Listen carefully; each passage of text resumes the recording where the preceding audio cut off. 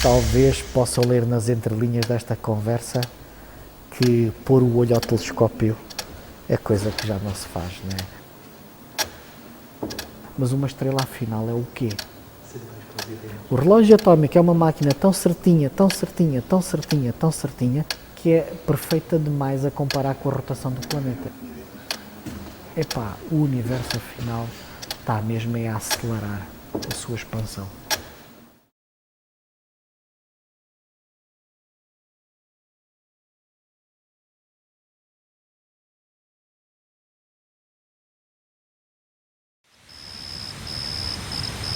Há quanto tempo não olha ao céu?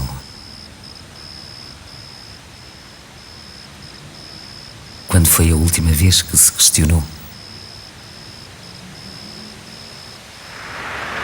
O universo, espaço, tempo, matéria e energia.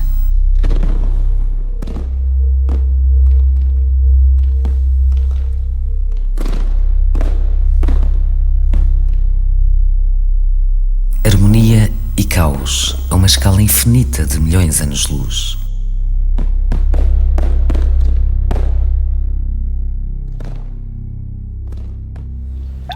A vida, o berço do conhecimento terreno.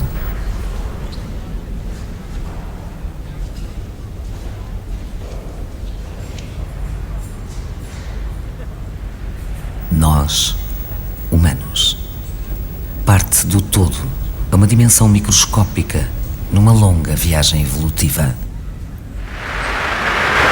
No tempo, recuemos 7 milénios na nossa história.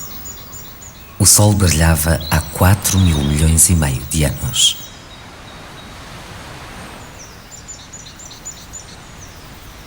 O que nos levou a olhar o céu?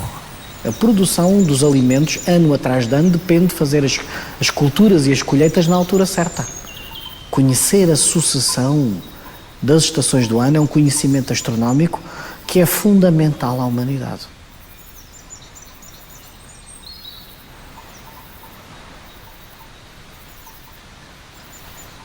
Os astros são deuses que veneramos.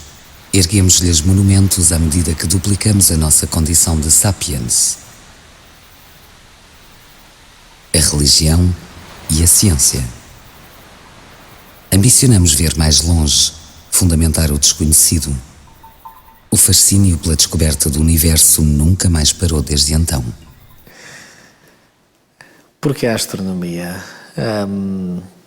é um sonho interessante. Porque eu fiquei fascinado com a distância que as galáxias estão de nós. Tentar observar coisas, objetos cuja luz que saiu desse objeto foi anterior à existência do homem sobre a Terra. Eu tive no terceiro ano a sorte de ter uma disciplina de astronomia. E quando tive essa disciplina eu achei que era deslumbrante. E foram estas perguntas, principalmente, o que é que existe lá, que levaram a estudar os planetas, e neste caso o planeta Vênus. O fascínio maior está naquilo que falta descobrir. Eu sempre me fascinei por aquilo que estava distante e que era um mistério.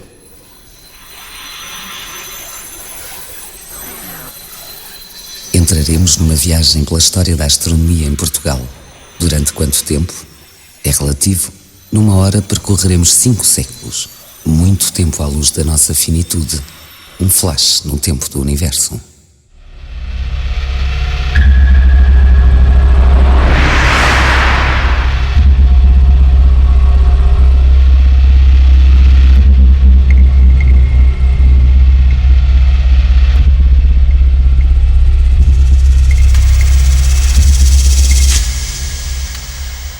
Para a época dos descobrimentos está associada à figura do infante, à ínclita geração, que é uma geração de jovens governantes que vão ser governantes depois, são educados num ambiente que é de dar primazia ao conhecimento.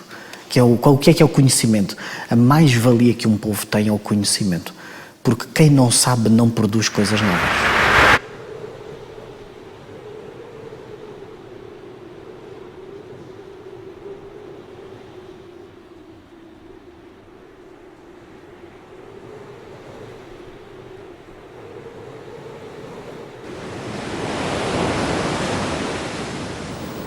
Navegamos nas páginas do século XVI no tempo das descobertas marítimas.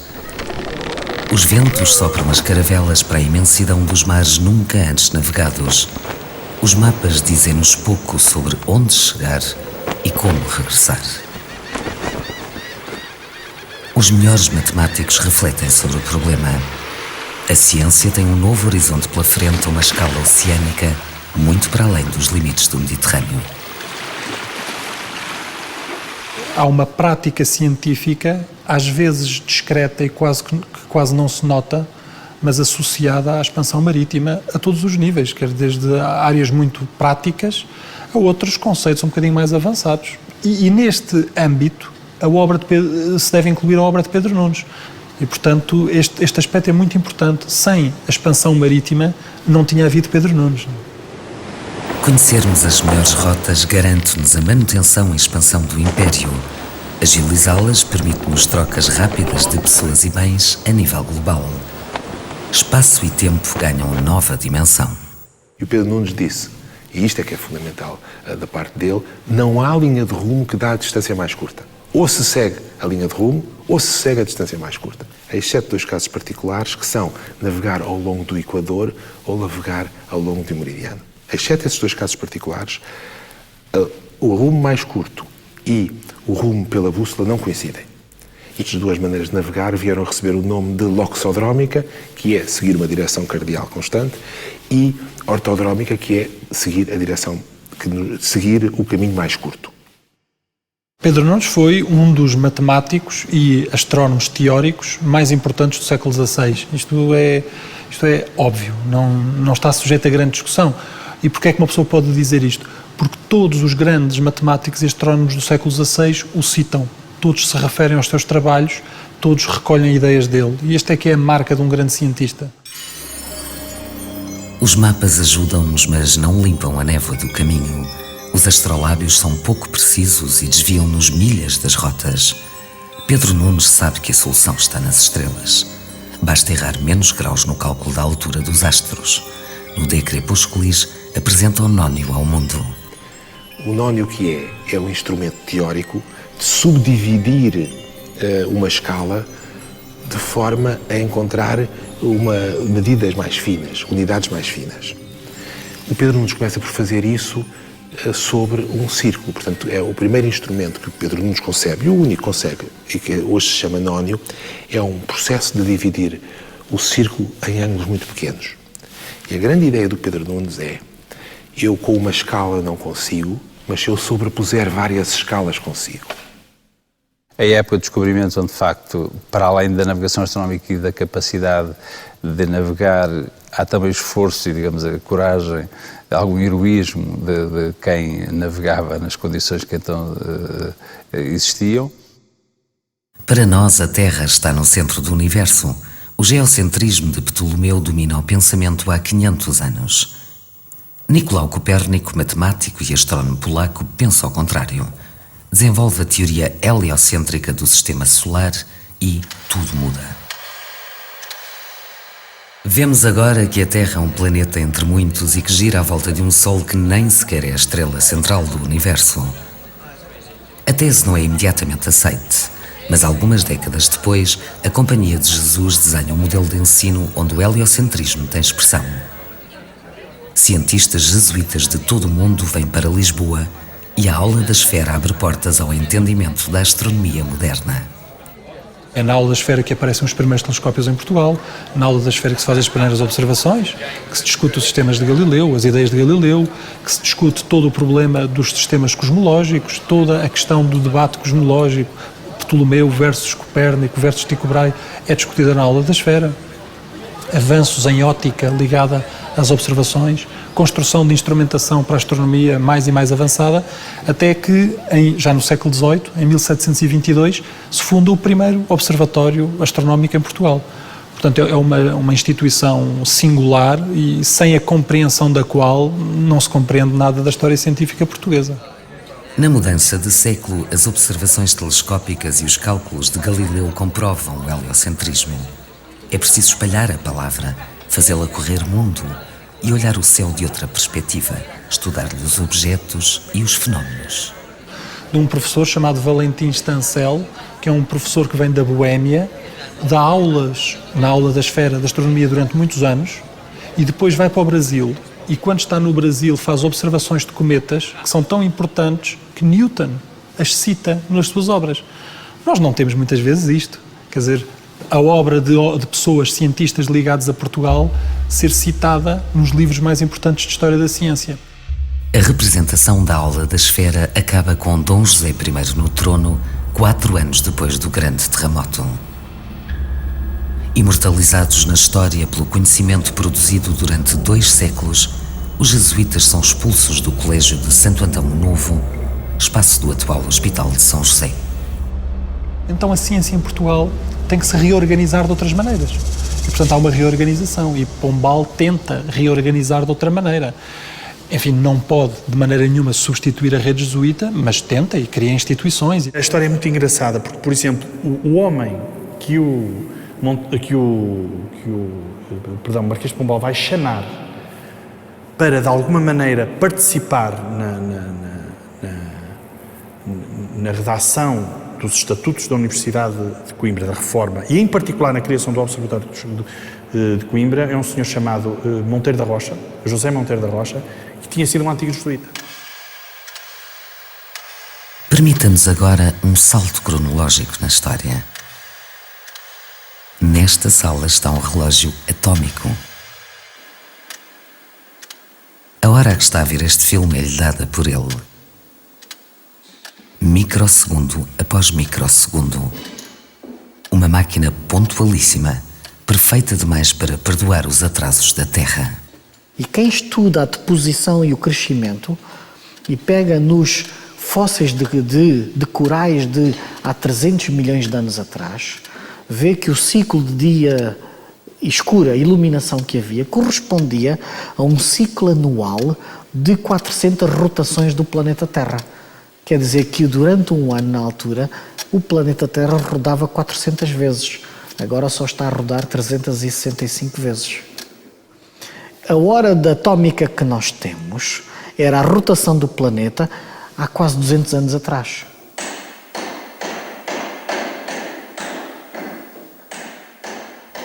A astronomia mundial está a entrar numa outra dimensão. Com o século das luzes, novas freixas iluminam-nos na escuridão do universo.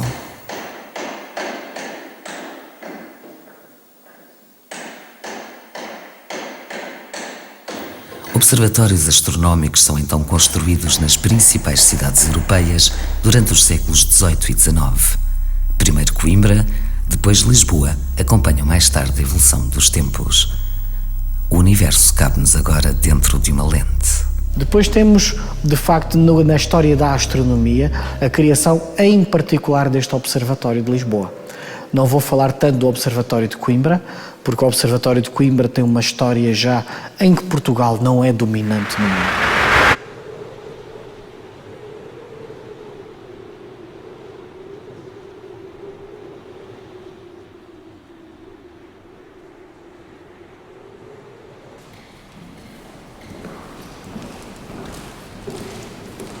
Nunca olhamos tão de perto os astros. Começamos a calcular distâncias e movimentos. Focamos-nos na mecânica celeste. A astrometria resolve-nos alguns problemas que ainda persistiam no cálculo da longitude. E a partir de 1803 até ao ano 2000, as efemérides de Coimbra são publicadas para consulta das posições de estrelas e planetas no ano seguinte. O Observatório Astronómico de Coimbra, em particular durante todo o século XIX, forma ou ajuda a formar o que nós chamaríamos hoje especialistas em topografia, que vão fazer levantamentos topográficos que são absolutamente decisivos para marcar as fronteiras, não só no país, mas também na altura nas ex-colónias. E, portanto, sim, havia uma vertente prática, embora o preâmbulo, a introdução, digamos, a introdução dos estatutos, diz que o observatório se cria para se ter na mão as chaves do universo. Termina assim. É nesse espírito que aparece também a criação deste observatório, porque temos novamente uma ínclita geração, que não se chama uma ínclita geração, mas temos um Dom Pedro V e um Dom Luís, vêm de uma educação excepcional, que sabem que um país é desenvolvido é pelo conhecimento. E qual é a história desta casa? Esta casa vem num debate mundial, que era o supra-sumo da astronomia mundial, que é a que distância estão as estrelas, e que dividiu os vários astrónomos supra-sumos do mundo, supra-sumos sobre esse debate. Epá, está aqui, e nesse debate, ok, temos é que ter um local excepcional para observar esta estrelinha. Era a estrelinha da Argelander, estava anotada como uma estrelinha de movimento muito rápido no céu. Ora, se ela faz um movimento muito rápido é que está muito próximo, portanto é fácil de medir a mudança de posição de ano para ano. Vamos atacar o problema, e os russos têm umas medições, os franceses têm outra, os ingleses têm outra, e no meio dessa confusão, qual é a cidade que tem uma boa latitude para observar isto? Lisboa. Estamos em 1850. O astrónomo francês Faye decide vir para Lisboa. Quer ser o próprio a estudar o movimento da estrela com uma luneta zenital por si construída. Mas os portugueses, com o seu orgulho, dizem não, tem que ser astrónomos portugueses a fazer isto. E então são enviados para Pulkova para estudar com o Struve os novos instrumentos da nova astronomia. Estou a fazer esta história para inscrever nisto.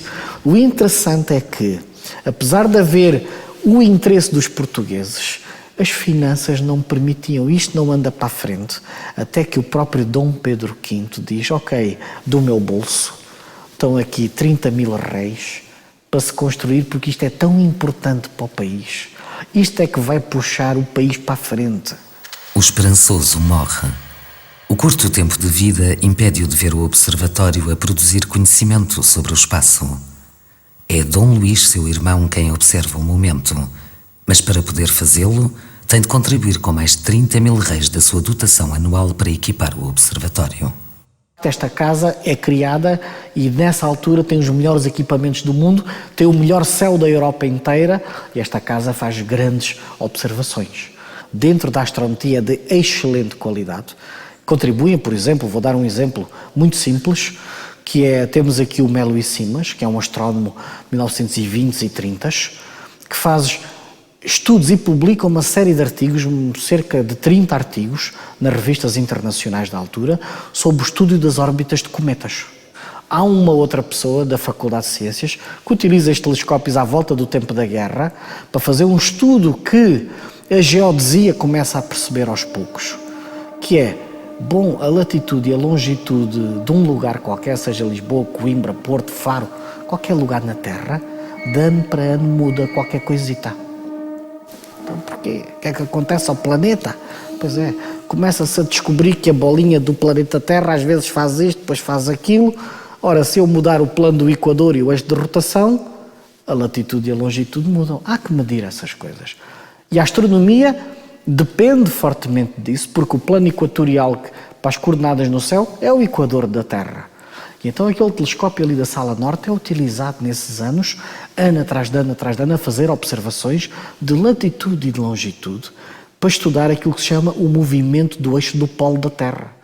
O chamado Observatório Nacional ainda, ou que foi durante algum tempo chamado Observatório Nacional da Pada da Ajuda, é, digamos, uma cópia do Observatório de Pulkova, em Helsínquia, no meio da cidade, existe um observatório idêntico e, portanto, é dessa época em que Portugal ombreava com os países onde se fazia a melhor astronomia. À medida que nos aproximamos do século XX, os observatórios adquirem novas competências.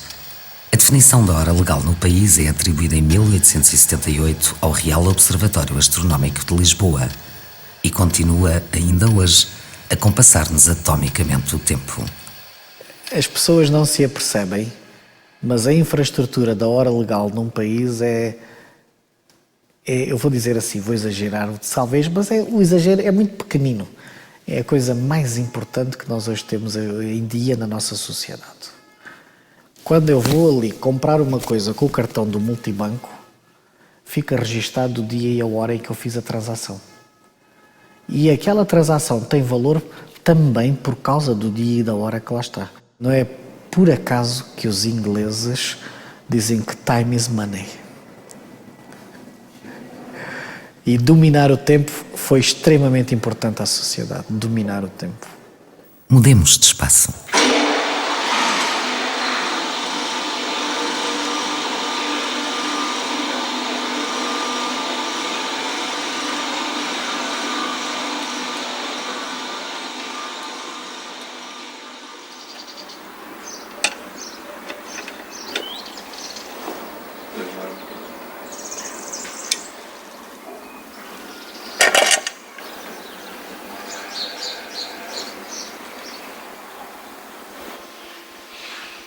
Reflexo dos tempos, o Observatório de Coimbra adquire um espectroheliógrafo para fotografar o Sol em comprimentos de ondas específicos. O ritual é iniciado em 1926. Religiosamente, a luz solar é imortalizada em imagens para iluminar o conhecimento científico. O que temos ali é uma coleção, eu diria, uniforme de dados.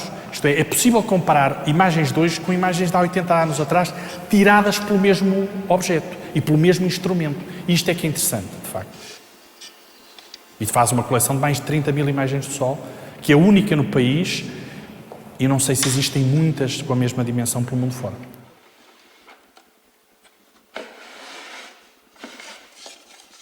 Como é que eu sei que o Sol tem uma temperatura à sua superfície de 6.000 graus e eu nunca fui lá com um termómetro medir? Não é? Eu sei isso. Sei porque eu recebo a luz, estudo essa luz, essa radiação eletromagnética, e a ciência foi evoluindo na Terra ao longo destes séculos, que me permite olhar para o espectro eletromagnético do Sol e dizer o Sol tem uma temperatura de 6.000. Mas também me permite olhar para o espectro eletromagnético de outras estrelas que não o Sol, e além de saber a temperatura, como sei para o Sol, além de saber a composição química, sei que eles não são iguais. Há estrelas que têm 30 e 40 mil graus, há estrelas que têm 3.000 graus. A luz dos astros vemos-la tão mais débil quanto mais iluminamos os espaços em redor dos observatórios. A nossa astronomia começa a perder brilho na segunda metade do século XX. Nos países europeus, o que é que aconteceu? Como o céu das cidades degradou, a cidade degradou a qualidade do céu completamente, devido ao calor todo que gera, à poluição toda que tem de partículas de fuligem e depois da luz também que tem, é que os observatórios tiveram que sair daqui. Os observatórios tipicamente pegaram nos seus instrumentos e construíram cúpulas de observação longe das cidades. A Segunda Guerra Mundial começa e acaba. Nós vivemos a ditadura. O espaço para o conhecimento diminui e, mais tarde, muita da nossa matéria é alistada a serviço da guerra ultramarina. O universo é-nos vendado. Até à década de 70, a publicação de artigos sobre astronomia é quase inexistente. Mas o mundo exterior avança. Surge a astrofotografia. Outros, como nós, vão à Lua. Constroem satélites. Preparam sondas espaciais. A Guerra Fria impulsiona e financia o desenvolvimento de tecnologia que permite olhar os astros do espaço, além de servir os interesses bélicos. O domínio do universo é uma questão ideológica da qual a astronomia faz parte e quer estar à altura. Abre-se a outras ciências. À matemática junta-se a física. Da fusão científica nasce a astrofísica. O que é a história da astrofísica portuguesa? Começa do ano 93 em diante, mais em força. Quer dizer, é a professora Teresa Lago, efetivamente, depois é o João Lino e o Rui Agostinho, que vêm dos Estados Unidos em 93, e depois 94, 95 há uma pessoa que regressa, há outra que regressa, e o número das pessoas que regressa vai aumentando de ano para ano.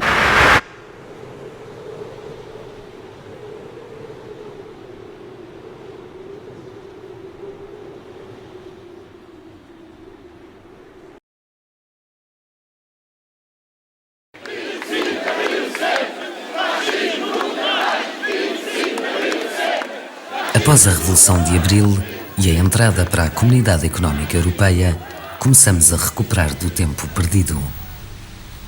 Alguns de nós vão beber fora a astrofísica que outros já praticam para saciarem o conhecimento nacional. O regresso não foi muito simples, porque não havia praticamente ninguém em Portugal em astronomia a fazer investigação e não havia infraestruturas preparadas. Eu não tinha acesso a um computador adequado, eu não tinha verbas para ir observar, eu não tinha verbas para pagar as publicações dos trabalhos de investigação, que é necessário pagar em muitas revistas internacionais, e, portanto, tudo isso era feito em parte às minhas próprias custas.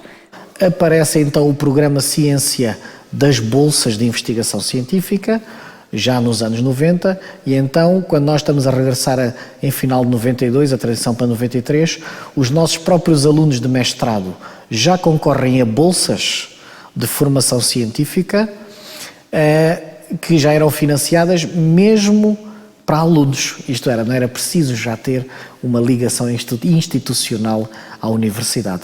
Assim como os nossos alunos na Universidade de Lisboa fazem, isto está aberto ao país inteiro, nas outras universidades ocorre o mesmo e aparece uma vaga de estudantes que vão fazer mestrados e doutoramentos nas diversas áreas científicas, dentro da astronomia também.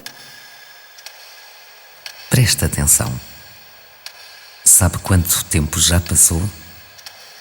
Quase 5 séculos na última meia hora. Na metade do tempo que nos resta, vamos contar-lhe histórias da astronomia portuguesa nas últimas 2 décadas.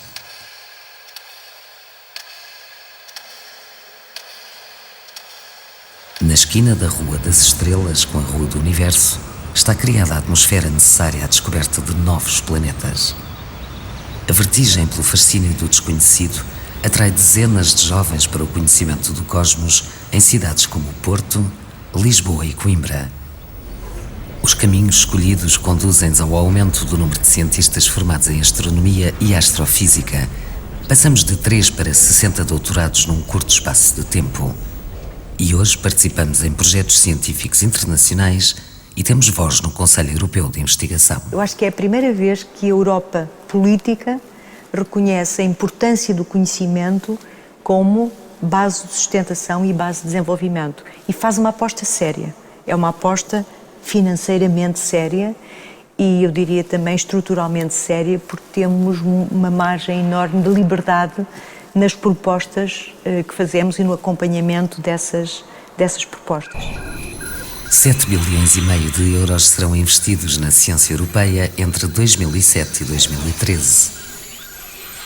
A par disso, outros fenómenos fazem circular no espaço investigadores que reinventam o espírito aula da esfera de há 200 anos.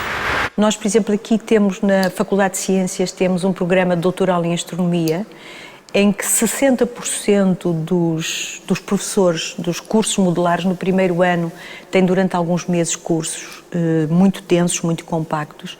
60% dos professores desses cursos são estrangeiros e são escolhidos pela sua especialização em áreas que são extremamente importantes, não no momento, mas para os próximos anos.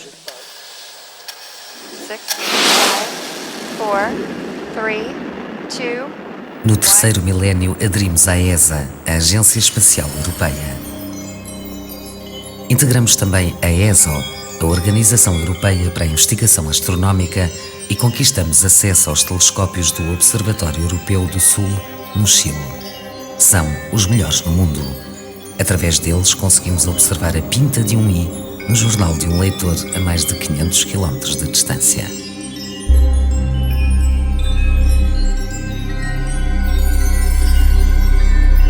O tempo presente corre mais rápido.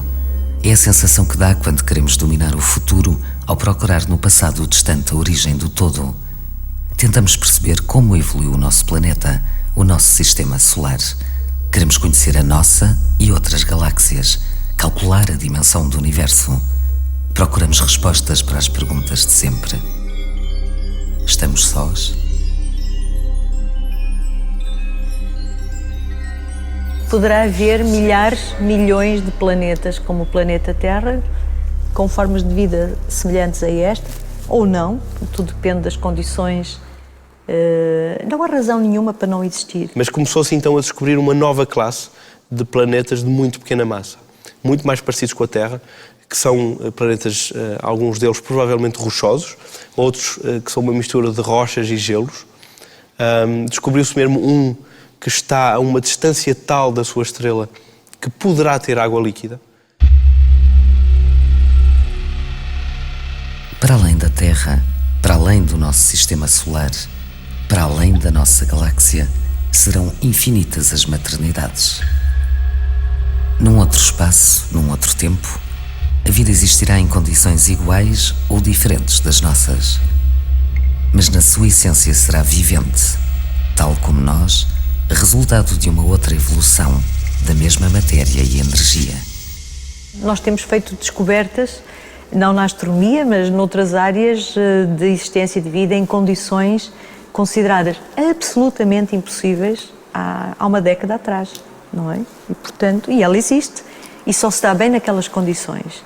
E, portanto, não há nenhuma razão para, a priori, dizer que não pode haver a vida no subsolo de Marte ou no planeta Europa ou em qualquer um desses planetas. Cada vez descobrimos mais planetas extrasolares.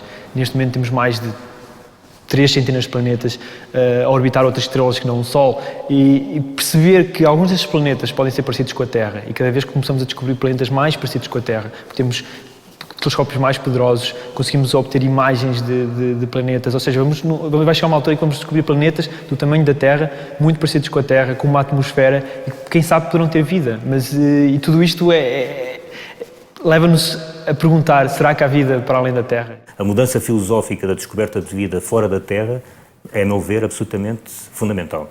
Vida microscópica, obviamente, é disso que estamos a tratar, não é? Se isso acontecer no nosso sistema solar, será vida microscópica. Ou fósseis, em Marte, já terá havido vida e agora não haverá. Mas eu penso que dentro de 10, 15 anos isso já será possível de se afirmar, sim ou não, não é? Neste momento, mesmo aqui em Portugal, estamos envolvidos neste momento na construção de um novo instrumento para os telescópios do VLT, no ESO. Instrumento esse que vai permitir ainda dar um passo avante. Enfim, o instrumento só vai ficar pronto lá para 2014. Enfim, vai-se chamar Expresso, que é o nome do instrumento, mas vai nos permitir procurar planetas parecidos com a Terra em torno de estrelas parecidas com o Sol. Pela primeira vez, talvez vamos ter a possibilidade de encontrar verdadeiras terras em torno de outra estrela. Nuno Santos é cientista no Centro de Astrofísica da Universidade do Porto. A investigação que desenvolve na área dos planetas extrasolares abrirá em breve caminho para desvendar um dos grandes mistérios da humanidade. Como todos os outros astrofísicos, passa grande parte do tempo a elaborar propostas que lhe permitam conquistar algumas noites nos concorridos telescópios do ESO. No tempo restante, analisa os dados recolhidos nas últimas observações.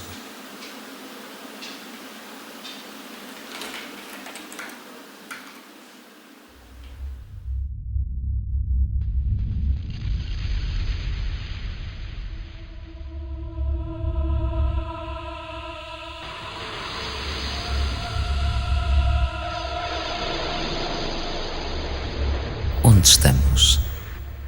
O que podem o Sol, Vênus ou Marte dizer-nos sobre a Terra? Qual é que foi a evolução? O que é que levou a que estes 3 planetas evoluíssem de forma diferente? Porque é que o planeta Terra ficou um oásis onde a vida pode crescer? Porque é que o planeta Vênus é quase um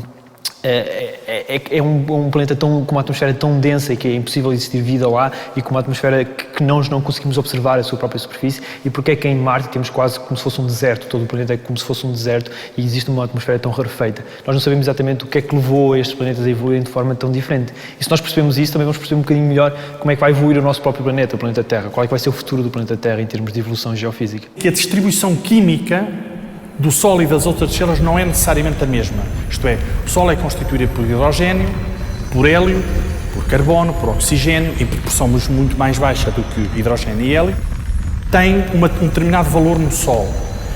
O que a minha investigação ajudou a concluir é que esta proporção que existe no Sol não é necessariamente igual nas outras estrelas. Vale o que vale. Estou-me a lembrar desse. E isto ajuda-nos aqui, ajuda-nos a perceber, porque os elementos químicos, muitos elementos químicos são formados no interior das estrelas. E, portanto, isso ajuda-nos a perceber como é que a nossa própria galáxia, constituída por milhões de estrelas, evoluiu quimicamente. aqui também tem um aspecto importante relacionado com a biologia, porque todos os elementos que fazem parte da nossa biologia foram criados nas supernovas, não é? Não é por acaso que se diz que nós somos poeira das estrelas. Nós, humanos, sabemos que o ferro que nos tinge o sangue, que todos os elementos químicos da nossa matéria são anteriores a nós, ao planeta. A maternidade, as estrelas.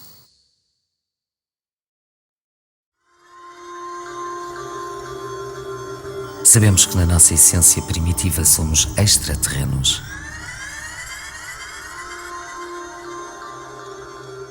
Para onde vamos com este conhecimento? Em paralelo, eu diria que a astroquímica, que é uma área nova, por causa dessas novas descobertas, e a astrobiologia são, de facto, as áreas do futuro. Acho que vão ser aquilo que a astrofísica foi há 50 anos atrás.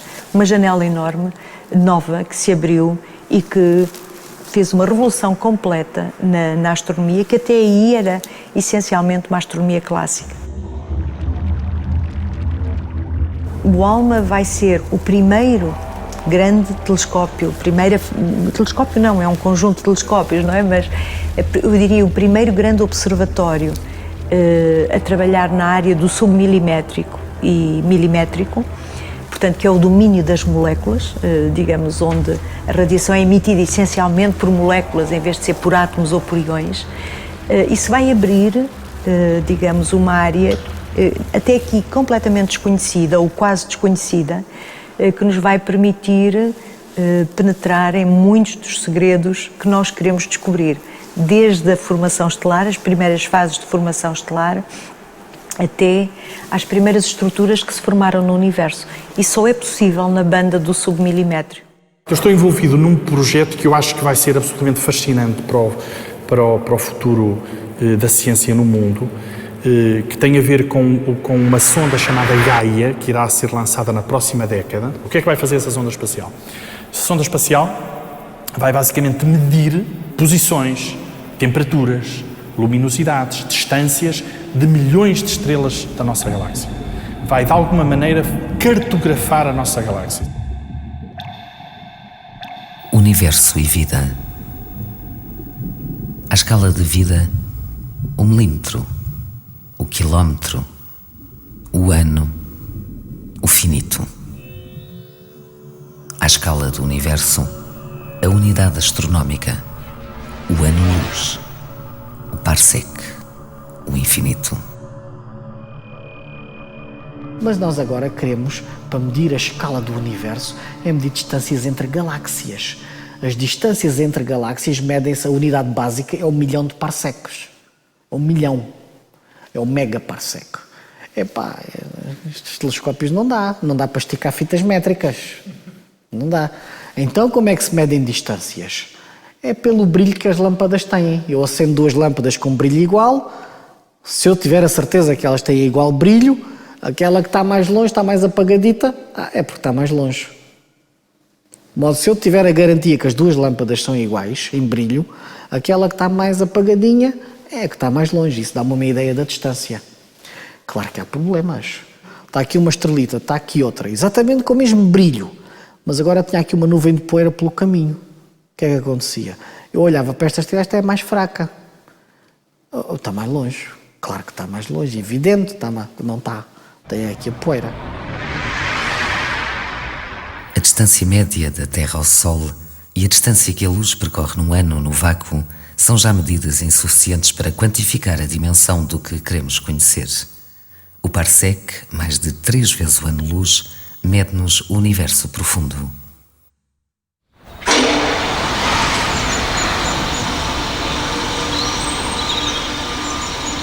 Para iluminarmos a nossa curiosidade amadora sobre os fenómenos celestes, 17 centros de ciência viva e alguns de astrofísica associados às universidades viram a luz do dia.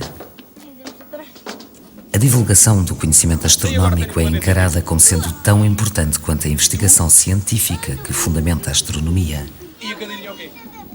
Sem os futuros cientistas darem por isso, as ciências exatas fazem parte da matéria. Da energia aqui gerada depende do conhecimento futuro do universo.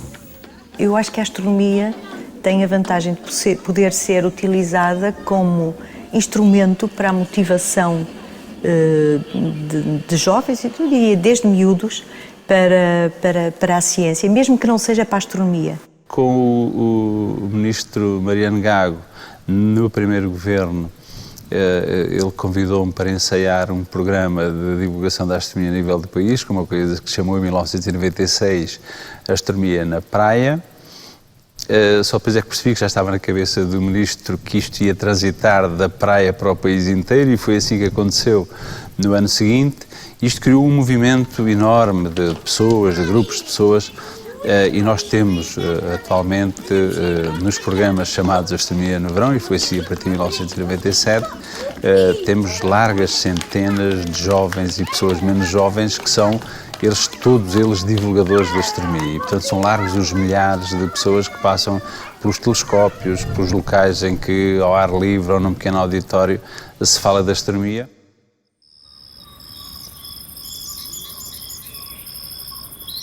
Olhar o céu só por um momento, contemplarmos, primeiro a vista desarmada, depois armá-la se quisermos ver mais longe, a tempo procurar espaços onde possamos ampliar o nosso conhecimento amador. Ir ler os livros numa biblioteca, observar o céu a olho nu, interessar-se por tudo o que diz respeito à observação do céu. É claro que se as pessoas depois querem sempre ir mais além, e para isso existem as associações, em que as pessoas se podem reunir e discutir assuntos relacionados com este nosso hobby, não é? Que nos une aqui nesta associação, e as associações têm instrumentos que as pessoas podem utilizar, ou seja, a mensagem é claramente esta: não é necessário despender muito dinheiro para se poder ser astrónomo amador. Aliás, pode-se não despender dinheiro nenhum, a não ser eventualmente pagar as cotas da associação. Observar os astros mais de perto é uma necessidade sentida por mais de 1000 astrónomos portugueses. Desde escape à dimensão terrena ao simples prazer da descoberta, a astronomia amadora serve também para nos iniciar na ciência, ao mesmo tempo que a faz evoluir.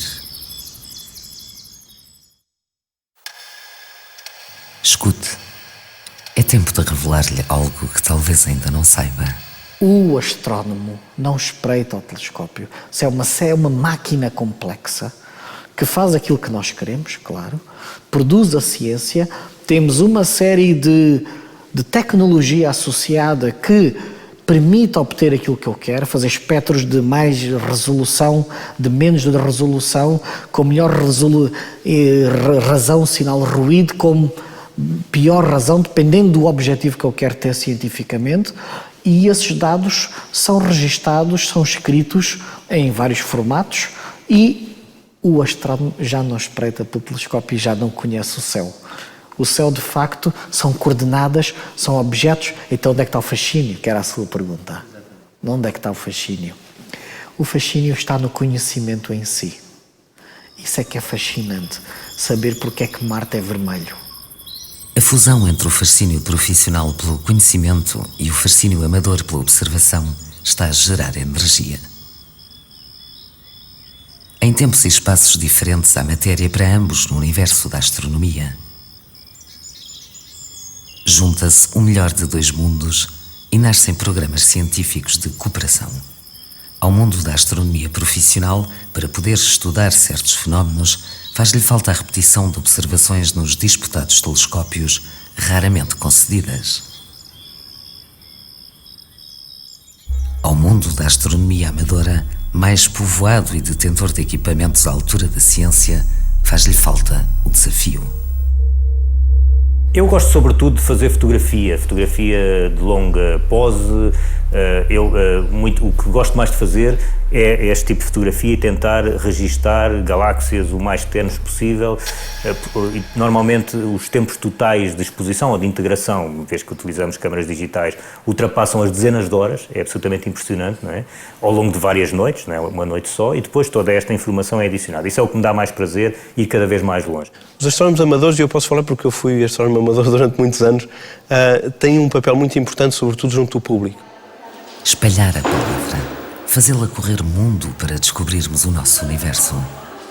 7.000 anos depois de olharmos os astros com um propósito, estamos a celebrar a astronomia.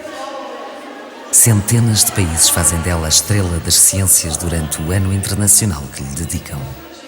IYA will be a crucial role for increasing awareness of astronomy as a link to basic sciences. It gives profound implications to the development of science, to the general conception of the universe, and everybody is not many people are really aware of the importance of astronomy as something that has implication to daily life. Acho que muitas comissões perceberam que acima de tudo, na astronomia existe já um grupo muito grande de pessoas que são maravilhadas pela astronomia, que frequentemente vão a planetários, vão a noites de observação dos observatórios, mas nós queremos chegar a outro tipo de públicos, queremos chegar a públicos que realmente são mais difíceis. E acho que muitas comissões perceberam isso e criaram peças de teatro especificamente para o ano internacional, concertos de música clássica, concertos de música de rock, conseguiram criar exposições em locais que geralmente as pessoas não esperam uma exposição de astronomia, como são parques ou estações de comboio. Isto é, eu gostaria que a sociedade portuguesa tivesse uma melhor percepção da ciência que se faz no seu país, e em particular da astronomia. E gostaria que a sociedade dissesse: eu conheço.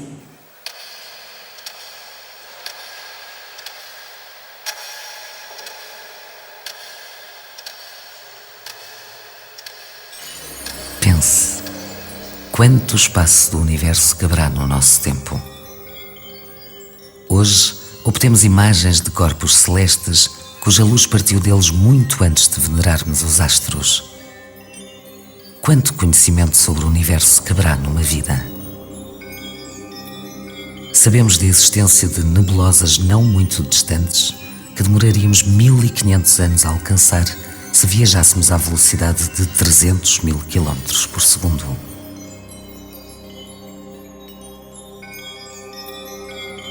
O universo, espaço,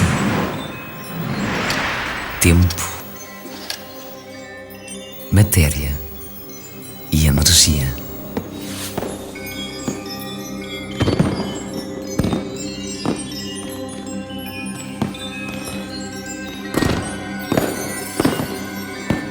No nosso espaço, teremos nós tempo para desvendar o princípio de tudo?